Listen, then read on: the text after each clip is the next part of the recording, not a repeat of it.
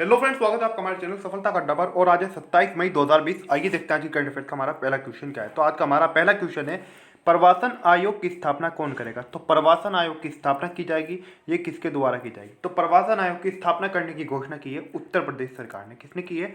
उत्तर प्रदेश सरकार ने प्रवासन आयोग की स्थापना करने की घोषणा की है। लेकिन ये स्थापना की क्यों जाएगी, प्रवासन आयोग को बनाया क्यों जाएगा? जो श्रमिक हैं, जो प्रवासी मजदूर हैं, वो अपने घर लौट रहे हैं, अपने गांव जा रहे हैं शहर छोड़कर। उनको रोजगार मुहैया कराने के लिए अब सभी लोग बेरोजगार हो रहे हैं अधिकतर। उसके लिए अलग से एक उत्तर प्रदेश सरकार ने ऐलान किया है कि पलायन या फिर प्रवासन आयोग की स्थापना की जाए। एक पलायन आयोग अथवा प्रवासन आयोग की स्थापना करना जो उत्तर प्रदेश सरकार का लक्ष्य है, वो इन लोगों को रोजगार मुहैया कराना है, इनकी रोजगार खोजने में मदद करना है। किन लोगों की? जो श्रमिक हैं और अपने घर लौट गए हैं, अपने गाँव लौट गए हैं। ठीक है, इस बात को आपको याद रखना है। इसीलिए पलायन अथवा प्रवासन आयोग की स्थापना की जाएगी। अगर बात उत्तर प्रदेश के बारे में करें तो उत्तर प्रदेश की राजधानी है लखनऊ। लखनऊ से दो क्वेश्चन और पूछे जाते हैं कि नवाबों का शहर किसे कहा जाता है। ये क्वेश्चन पहले भी कई बार पूछा जा चुका है और आगे भी पूछा जाएगा कि नवाबों का शहर, इस बात को आपको याद रखना है। नवाबों का शहर उत्तर प्रदेश की राजधानी लखनऊ को कहा जाता है। और उत्तर प्रदेश से ही एक और क्वेश्चन भी यहाँ पर पूछा जाता है। उत्तर प्रदेश से दूसरा क्वेश्चन ये पूछा जाता है लखनऊ से ही कि गोमती नदी, ये पूछ लिया जाता है कि लखनऊ जो है वो कौन सी नदी के किनारे स्थित है, या फिर गोमती नदी के किनारे कौन सा प्रमुख शहर स्थित है। तो गोमती नदी जो है इसके किनारे शहर है लखनऊ। ठीक है, गोमती नदी के किनारे स्थित है लखनऊ, इस बात को आपको याद रखना है। उत्तर प्रदेश की बात करें तो यहाँ के मुख्यमंत्री कौन है, तो योगी आदित्यनाथ यहाँ के मुख्यमंत्री हैं और आनंदीबेन पटेल हैं यहाँ की राज्यपाल। बात करें कि राज्य में सरकार किसकी है, तो राज्य में सरकार है यहाँ पर बीजेपी की, यानी कि भारतीय जनता पार्टी की। और अगर बात करें उत्तर प्रदेश का राजकीय वृक्ष क्या है, तो अशोक यहाँ का राजकीय वृक्ष है और पलाश है यहाँ का राजकीय पुष्प। बात की जाए अगर राजकीय पक्षी क्या है, तो सारस या कोच यहाँ का राजकीय पक्षी है और बारहसिंगा है यहाँ का राजकीय पशु। अगर हम राजकीय भाषा के बारे में बात करें तो उत्तर प्रदेश की राजकीय भाषा जो है वो पहली भाषा जो है वो हिंदी है और द्वितीय जो है वो है उर्दू। आज की जो हमारी वीडियोस हैं, अगर आपने अभी तक इस वीडियो को लाइक नहीं किया तो प्लीज़ लाइक ज़रूर कर दें, और अभी तक आपने हमारे चैनल सफलता का अड्डा सब्सक्राइब नहीं किया तो प्लीज़ ज़रूर सब्सक्राइब कर दें, ताकि आपको आने वाली हर नई वीडियो का नोटिफिकेशन मिलता रहे। अब प्लीज़ एक बात ज़रूर याद रखें कि जब आप सब्सक्राइब कर रहे हो तो ऑल पर प्रेस जरूर करें। कुछ स्टूडेंट सब्सक्राइब कर देते हैं लेकिन पूरी तरीके से नहीं करते, फिर उनको नया नोटिफिकेशन नहीं मिल पाता है।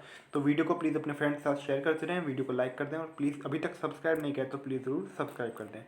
आगे बढ़ते हैं, देखते हैं अगला क्वेश्चन क्या है। अगला क्वेश्चन है हमारा, विश्व थायराइड दिवस कब मनाया जाता है। तो थायराइड दिवस कब मनाया जाता है? विश्व थायराइड दिवस प्रत्येक वर्ष 25 मई को मनाया जाता है। कब मनाया जाता है? विश्व थायराइड दिवस प्रत्येक वर्ष 25 मई को मनाया जाता है। यह दिवस थायराइड के प्रति जागरूकता फैलाने के लिए मनाया जाता है, ताकि जो थायराइड जो है इससे हम इसके प्रति सावधान रहें, इससे हम जागरूक रहें, इसलिए इस दिवस को मनाया जाता है। अगला क्वेश्चन है हमारा, किस देश की टेनिस स्टार जेमी हैम्पटन ने प्रोफेशनल टेनिस से संन्यास की घोषणा की है।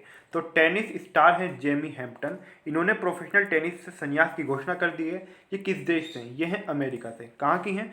अमेरिका की टेनिस स्टार हैं जेमी हैम्पटन, इस बात को आपको याद रखना है। तो प्रोफेशनल टेनिस से इन्होंने संन्यास की घोषणा की है।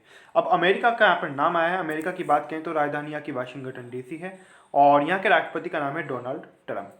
कौन है? डोनाल्ड ट्रंप अमेरिका के राष्ट्रपति हैं। आगे बढ़ते हैं, देखते हैं अगला क्वेश्चन क्या है।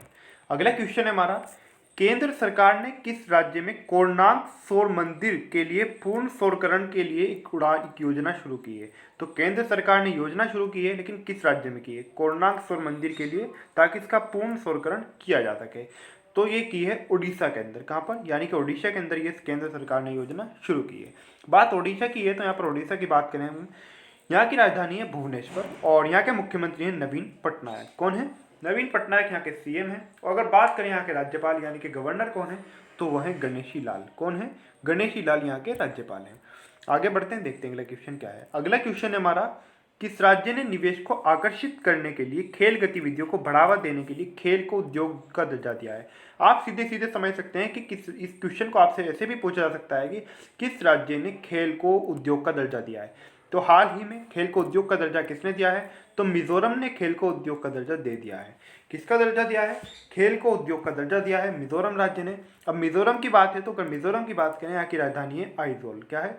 आइजोल यहाँ की राजधानी है। जोरमथंगा यहाँ के मुख्यमंत्री हैं और पीएस श्रीधरन पिल्लई हैं यहाँ के राज्यपाल। क्या है? पीएस श्रीधरन पिल्लई यहाँ के राज्यपाल हैं, जोरमथंगा यहाँ के मुख्यमंत्री हैं। आगे बढ़ते हैं, देखते हैं अगला क्वेश्चन क्या है। अगला क्वेश्चन हमारा, किसने अपने पहले मानव रहित ड्रोन हेलीकॉप्टर का परीक्षण किया है। तो ये किसने किया है? ये किया है चीन ने। किसने किया है?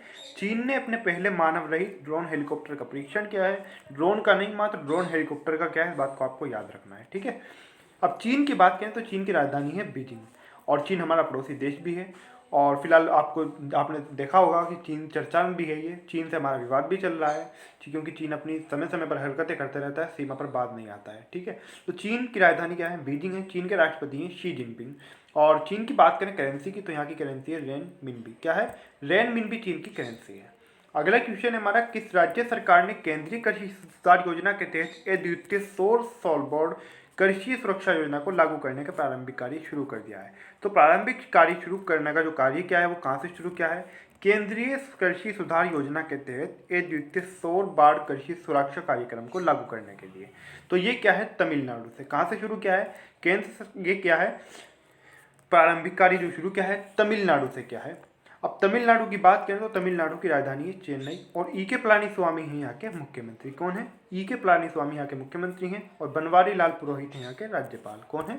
बनवारी लाल पुरोहित। अगला क्वेश्चन है हमारा, किसने भारतीय विवाद समाधान केंद्र का उद्घाटन किया है? तो भारतीय विवाद समाधान केंद्र का उद्घाटन ए के सीकरी ने किया है। अब ये ए के सीकरी कौन है? ए के सीकरी हैं सुप्रीम कोर्ट के पूर्व न्यायाधीश हैं। कौन है? सुप्रीम कोर्ट के पूर्व न्यायाधीश है। अब ये भारतीय विवाद समाधान केंद्र क्या मामला है? भारतीय विवाद समाधान केंद्र IDRC कागज रहित विवाद को का समाधान मुहैया कराता है। कागज रहित विवाद का मुहैया जो माहौल है उसको मुहैया कराता है, ताकि कागज रहित विवाद को सुलझाया जा सके, उसका समाधान किया जा सके। उसके लिए माहौल मुहैया कौन कराता है? भारतीय विवाद समाधान केंद्र यानी कि IDRC। आगे बढ़ते हैं, देखते हैं अगला क्वेश्चन क्या है। अगला क्वेश्चन है हमारा, अंतर्राष्ट्रीय गुमशुदा बाल दिवस कब मनाया जाता है? तो अंतर्राष्ट्रीय गुमशुदा बाल दिवस प्रत्येक वर्ष 25 मई को मनाया जाता है। तो अंतर्राष्ट्रीय गुमशुदा बाल दिवस मनाया जाता है, लेकिन इसकी शुरुआत कब से हुई? 1983 से इसकी शुरुआत हुई। और कहाँ से हुई? अमेरिका से इसकी शुरुआत हुई थी। कब? 1983 से। इस बात को आपको याद रखना है। अब इस दिवस को मनाया क्यों जाता है? इस दिवस को इसलिए मनाया जाता है कि जो बच्चे खो गए हैं, जो गुमशुदा हो गए हैं, उनको याद करने के लिए। किसके लिए मनाया जाता है? यह दिवस गुमशुदा बच्चों को याद करने के लिए मनाया जाता है। आपको याद रखना है 1983 में इसकी अमेरिका की शुरुआत हुई थी। कहाँ से? 1983 से अमेरिका से ही इसकी शुरुआत हुई थी। आगे बढ़ते हैं, देखते हैं अगला क्वेश्चन क्या है। अगला क्वेश्चन है हमारा, किस भारतीय अमेरिकी IBM वैज्ञानिक ने इन्वेंटर ऑफ द ईयर, क्या इन्वेंटर ऑफ द ईयर पुरस्कार जीता है? तो इन्वेंटर ऑफ द ईयर पुरस्कार जीता है राजीव जोशी ने। किसने जीता है? राजीव जोशी ने जीता है। एक भारतीय अमेरिकी वैज्ञानिक हैं, तो इन्होंने ही इन्वेंटर ऑफ द ईयर पुरस्कार हाल ही में जीता है। आज की जो हमारी करंट अफेयर्स है वहीं पे समाप्त होती है। आपको वीडियो कैसा लगा प्लीज़ कमेंट करके ज़रूर बताएं। कमेंट करना बिल्कुल भी ना भूलें, और प्लीज़ वीडियो अच्छा लगा हो तो लाइक ज़रूर कर दें, और अपने फ्रेंड के साथ में ज़रूर शेयर करें। अपने फ्रेंड को भी हमारे चैनल के बारे में ज़रूर बताएं, और अभी तक आपने हमारे चैनल सफलता का अड्डा सब्सक्राइब नहीं किया तो प्लीज़ ज़रूर सब्सक्राइब